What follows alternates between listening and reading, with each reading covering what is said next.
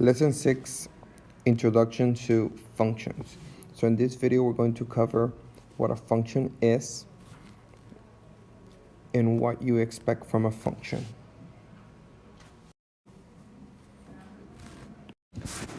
It says, a teacher likes to remind his students that their future earnings are often a function of what they are learning. What exactly does it mean to say that one thing is a function of another? It relates to dependence, and we're going to highlight that word, dependence.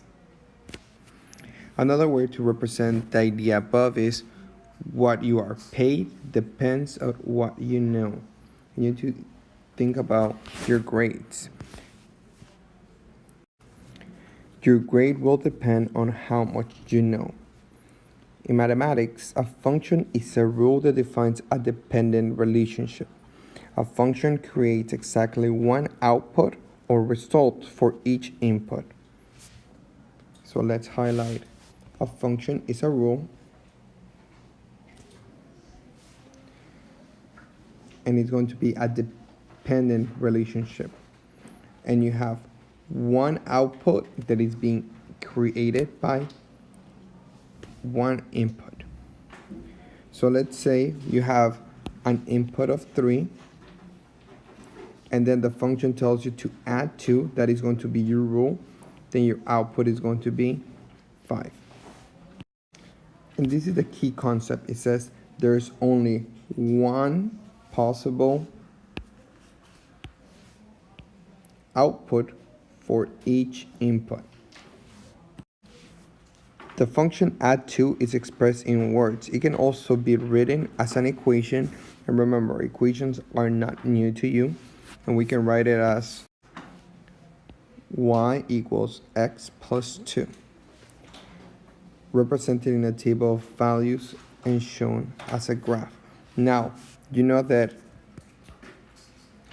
the result of y is actually going to depend on whatever x is.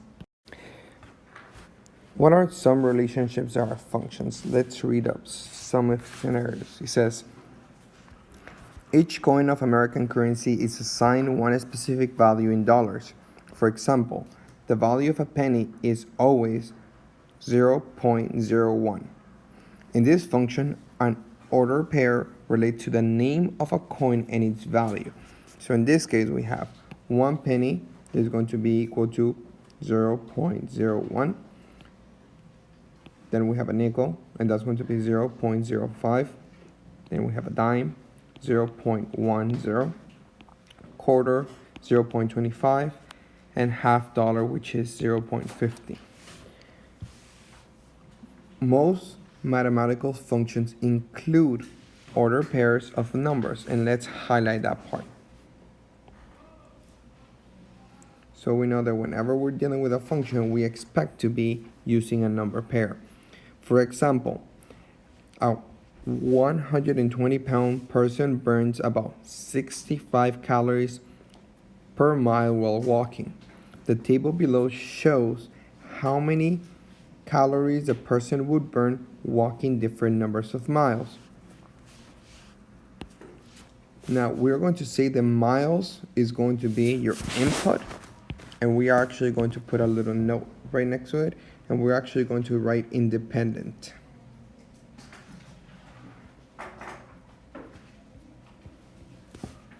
And then we're going to write dependent for calories.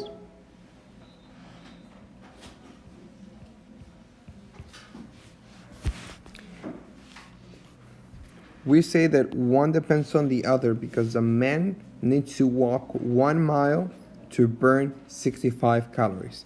If he walks 2 miles, then he's going to burn 130. So depending on how much he walks, that's how many calories he's going to burn. Now, we cannot say the calories are independent because you don't say if the man burned 65 calories, then he walked a mile. That's not the case. Calories are going to be that dependent variable on the exercise, or in this case, the number of miles he walks.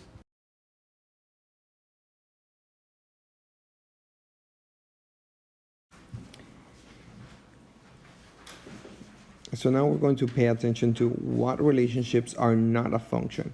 So it says a basketball coach gives the starting players a game jersey. At the same time, he measured the player's height. This relationship is a function. For each jersey number, he records only one player's height. If jersey numbers is the input and the height is the output, then the relationship is a function. Okay, keep in mind that it says that he gives each a number and then he records the height. Now you can actually observe that you have 10 and 68, 13, 73, 14, 75, 18, and 68. So your output is being repeated once. Now let's continue reading. It says, now reverse the relationship. What if a player's height is the input and the jersey number the output? The diagram below helps you see that when the input is 68, the output may be either 10 or 18. This is not a function. In a function, one input can only have one output. And we want to highlight that part. In a function, one input can only have one output. So when you see the diagram, the fact that 68 is going to 10 and 68 is going to 18. If you were to choose 68, you don't know which player you're referring to. When you're paying attention to a height, you won't be able to know which player you're referring to. If you're looking at the number, you could actually make the connection. Jersey number 10 is 68 inches. Play 13, 73, 14, 75, and 18, 68. Number 1 says, do the data in this table show a function? So let's highlight that part. So does the table show a function? And now this is a two-part question because now it says if you switch the input and the output values, is it a function? Now we're going to pay attention to the input values, and now we have, if you plug in a 3, you get -3. When you plug in a 3, you get 2. Now you see that it's the same number. If we were to make a diagram, you will see that you have 3 goes to -3 and 3 goes to 2. That is not a function because the input needs to be unique. So we will put the table does not represent a function.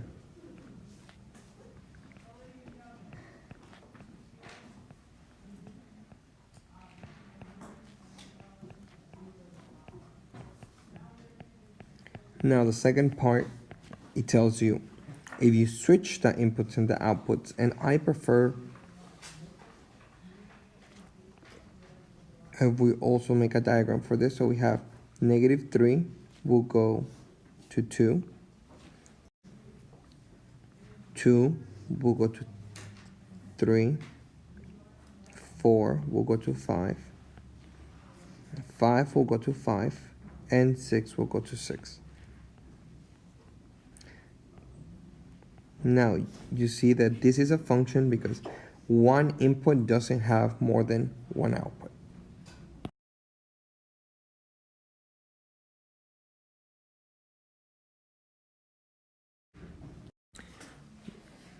Now you're going to do this page by yourself.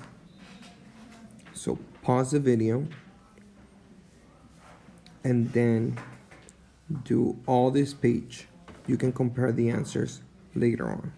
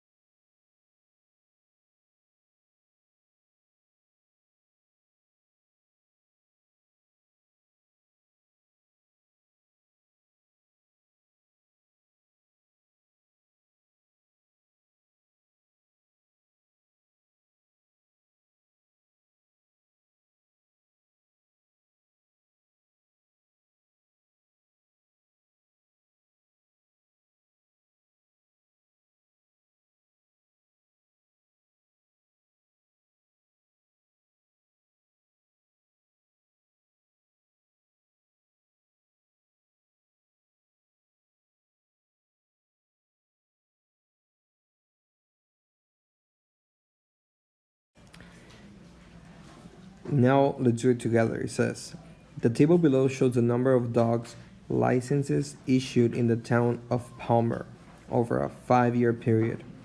On the blank graph to the right, label and number the axis, then plot the order pairs. So the input is going to be your year, so those are going to be in the x-axis. So I'm going to label it 1, 2, 3, 4, 5, 6, 7, 8, 9, and 10. Now, licenses, as you can see, they go from 75 to 100 to 125 to 125 to 150. Now, it will make more sense if we actually label this by 25s. Now, the question is asking you to graph by plotting the points. So we are going to do that by going to number 1. So at 1, it's 75. So we go 1 on the x-axis, and then we go to 75. And that's where our first point goes. Now we're going to look at the next number, 2 and 100. So we go at 2, and we go up to 100. And we put our next point. Now 3, 125. Then we have 4 and 125. And lastly, 5 and 150. So this is how our graph looks like. Now, number 3 says, describe the relationship between the input and output values. So you could have different answers. One of the things that you can put is that the input tells you the year and the output gives you the number of dog licenses issued that year. The next one says, dogs age faster than humans do. Some people claim that dog years are a function of human years, as shown in the table. On the blank graph to the right, label and number the axis, then plot the order pairs. So let's start by labeling. In the x-axis, you have the human. In the y-axis, which is the vertical line, you have the dog years. Now, in 1 human year is going to be 7 dog years. In 2 is going to be 14. 3 human years will give you 21 dog years. And this pattern continues.